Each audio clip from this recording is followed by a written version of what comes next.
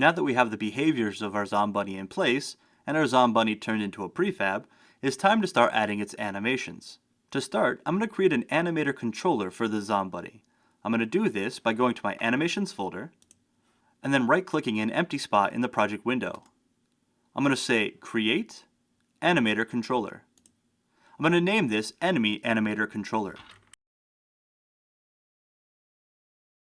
Then I'm going to select the Zombunny game object in the hierarchy, and I'm going to click and drag the Enemy Animator Controller onto the controller property of the animator component.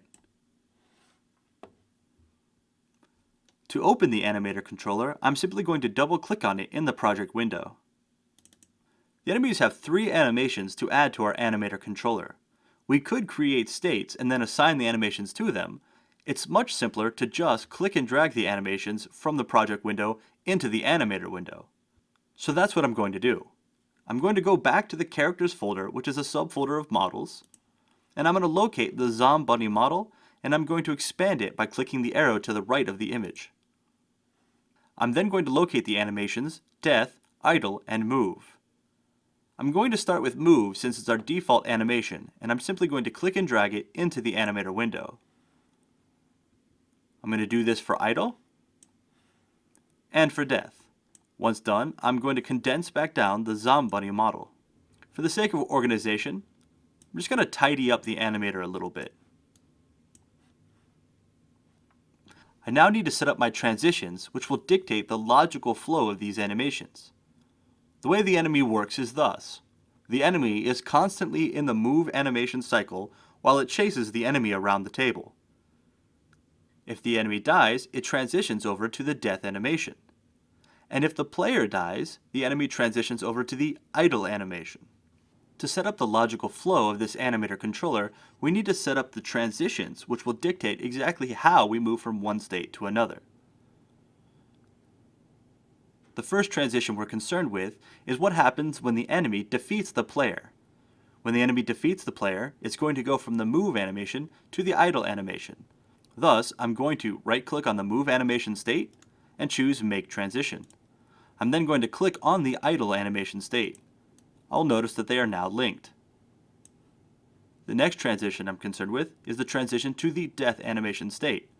Technically, the player can die no matter what state they're in, since if they're taking damage even after the player is gone, they could still potentially be defeated. Therefore, we're going to transition to the death animation from the Any state.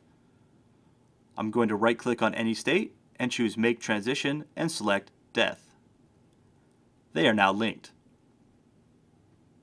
To make sure these transitions happen at the appropriate time, I'm going to add 2 parameters. The first parameter I'm going to add is going to be a trigger. We need to name this trigger Player Dead. This is the trigger that will control the transition from the move animation to the idle animation. Then, I'm going to go ahead and add another trigger, this time simply with the name Dead. This is the trigger that will be called when the enemy has died. To set up our transitions, we're going to use these parameters and we're going to dictate exactly how they work. I'm going to start by clicking on the transition from move to idle. I'll notice it turn blue. Since we want this transition to occur right as the enemies are winning, we want to make sure we do not have checked Has Exit Time, so I'm going to uncheck that now. The condition for this animation is going to be Player Dead. When the player dies, this transition occurs. Next, for the transition to the death state, again we don't want Has Exit Time. We won't have to uncheck it this time though, because there shouldn't be any exit time off of the Any state.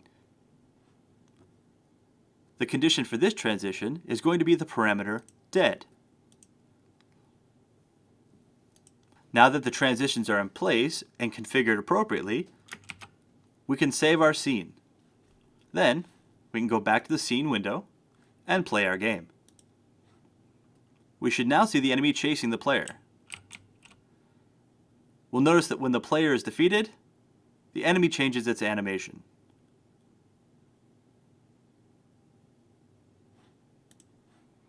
We can't actually see the animation dictating the enemy being defeated because the player doesn't currently have any attacks. However, if we'd like to test it, there is something we can do. I'm going to go ahead and click and drag my animator window and dock it down next to my project window. Now I should be able to see the parameter list down at the bottom of my screen. I'm going to select the Zombunny, making sure it is the object I have highlighted in the hierarchy, and I'm going to press play. Once I'm in play mode, I'm simply going to click the dead transition, and I should see the enemy die.